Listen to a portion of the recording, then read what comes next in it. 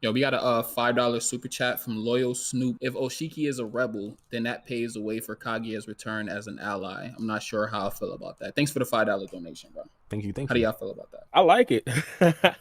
I like it. I mean, here's the thing. I don't necessarily think that Kage is genuinely going to be an ally or anything like that, but I wouldn't necessarily be completely closed off to the possibility of them, let's say, even reanimating Kage and using some of her abilities to, of course, aid them in potentially defeating some characters in the end. But in regards to her actually coming back just for Ishiki Otsuki, I think that shit possibly sailed. And, we talked about Ishiki Otsuki, may have actually been using code to revive or something like that. If that's the case, yeah, I could see it. But just to have Kage come back to have that Ishiki Otsuki dichotomy, again, I don't necessarily think it's going to be that much of an interest now since Ishiki Otsuki is actually dead. Unless Ishiki Otsuki takes on another character in itself, similar to like the Boro thing where his character developed a lot more in his death than, of course, when he was alive. Let's say, hypothetically, Ishiki Otsuki's of course, legacy carries on. And of course, we have to get some more intel and more information about specifically how that Kage and Ishiki Otsuki situation really did go down. We understand that most likely only Kage can tell that story. And if that's the case, maybe Kage comes back just to tell a story. Let's make the assumption and say Ishiki was a rebel, right?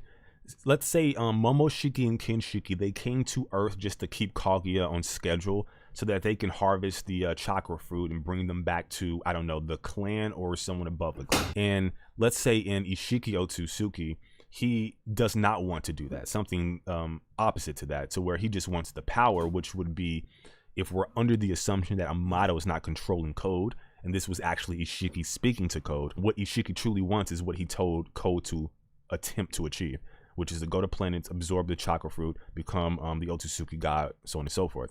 So if that is the case, then it's like, okay, then why does he want that power? Then I would argue to, well, I suppose, defeat someone more powerful than he currently is. Either way, though, Kaguya clearly had a difference of opinion as it pertains to what Ishiki wanted to do. Now, there's something to that, right? Like, what Ishiki may have wanted to do back then, 1,000 years ago, could be something completely different than what he wanted to in the present. But I do believe that the writers aren't going to be that intricate with it. This is still shonen after all. So I would imagine whatever Ishiki was trying to do then, he's trying to do now. And Kaguya was clearly not with the with the ish. So she clearly betrayed him, bisected him, as it were, and then moved on to her motivations, which were to get away from the Otsutsuki. And then that turned into her prepping for the return of the Otsutsuki later on, after humanity kind of screwed up with her. So I just think they have two different courses, two different motivations based off of what we do know. And I think that's enough to say that whatever plot that Ishiki's moving towards in terms of him being a rebel would be completely different than Kawaki. What would be the point of Kaguya even returning? I don't see Kaguya being an ally to nobody but Kaguya. Like, being an ally to Naruto and Sasuke, like what would that provide to the story? What would be the point of that? I think No, I was gonna say, I think you can kind of like look at her past motivations. Her not wanting to, be a part of the Otsutsuki clan, disagreeing with the way they are as a people, and her prepping for them. I think potentially, again, this is the case of, it's not what you do, it's how you go about doing it. Prepping for an enemy invasion is, I would argue, a net positive, but like how she went about it was obviously bad. So maybe it's the case that, hey, there are still enemies coming. I mean, Toneri said as much himself, right? The gods will soon descend upon this land. He was clearly not talking about Momo, as I've explained in the past, and Kinshiki. So there's obviously some other gods that he was talking about. And Ishiki was already on the planet, and he didn't even know about Urashiki. So there's clearly another Shiki out there that he's talking about and prepping Boruto to fight. So with that being said, that could be the case, right? If you want to bring Kaguya back, have her teach them how to prep for Otsutsuki, and maybe there was something more that she had in the works with the White Zetsu that just never came to fruition, because the White Zetsu are actually really pathetic and weak in comparison to an Otsutsuki, right? So like, I find it difficult to believe that her plan was just to have the White Zetsu, as they were demonstrated in the series, fight the Otsutsuki.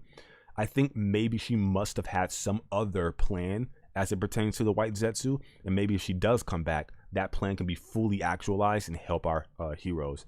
And it wouldn't even be her becoming a hero. It would be, hey, the enemy of my enemy is my friend. Hey, we have a common utility here, or common goal, and we can work together. But after that, I want all the smoke. That kind of stuff. Like similar to Vegeta and Krillin and Gohan on Namek versus the Ginyu Force and Frieza. I don't like y'all, but these dudes are worse than you guys. So let's work together, and then after that, we can have the smoke. Something like that. Well, yeah, yeah, definitely, 100%. Now, in regards to the White Zetsu, I really didn't necessarily like how they utilized them fully in the war, but I think one of the things that they could have possibly done against Otsutsuki was the ability to actually take their DNA and kind of replicate the DNA that they, of course, taken. If they take, like, let's say Momoshiki Otsutsuki's DNA and replicate Momoshiki Otsutsuki, now has all the abilities of Momoshiki, that may actually be a problem. You see what I'm saying? So that might, and of course, there being thousands and thousands and thousands of them, they can all like legitimately potentially like cause a real dilemma for a lot of other Otsutsuki members out there. But I think if that was really the actual idea behind it, that would have been highlighted a lot more in the actual war. Like imagine somebody getting Naruto's DNA or something like that. Oh my goodness.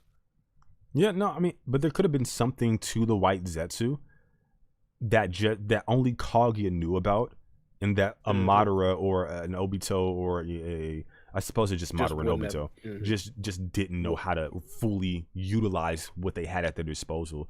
And I mean, hell, maybe even Orochimaru kind of took the concept with his White Zetsu body and kind of maybe used that to create Mitsuki or something of the sort, and maybe he fully realized how powerful the Zetsu are. I mean, the Zetsu have made an appearance in the Boruto era. They're still not relevant in like the forefront, but like they are a thing that was in the series. So it's possible. It's possible. I missed that. Where was they at in the Boruto series? I missed that. Yeah, when they showed up from Boruto. Yeah, when they showed up in like 52. Sasuke's Amaterasu was already there. Like Sasuke already watched them. And you know, I think that was that the thing with Jugo? I'm not sure. I don't remember. Maybe it's a different no. That's episode 52, right before the Chunin exam when they was with Konohamaru. Konohamaru, by the way. No. We don't need to go there. Like, let him go. I'm gonna chill. We know Kono. I don't know if my guy Saran in the chat. I'm gonna chill for my guy Saran. Saran did tell me. Konohamaru was just trying to protect his younglings. Okay, he was just trying to protect the younglings. That's it. Yo, the fact that Bara knows these, like he was able to rebuttal what episode it was so quickly off the top of the head. No. I don't know if it's actually 52. I don't know it's between. You need to start your own Boruto wiki. Just go ahead, bro. Just go ahead. I was thinking about making an actual filler and canon list, because the filler and canon list they got out there on the websites for Boruto, it's not looking good. I think there should be like a 3-level scale. I think there should be like a 3-level scale. You got the red for flat out filler. You got the orange for semi filler, and then you got the actual green for this is manga. This is manga canon. I think that scale would be a lot better than just the red and green filler and manga that we do see in a lot of them. Could you possibly separate anime canon from filler though? Yeah, you can. You know, anime has its own canon episode, so would you be able to?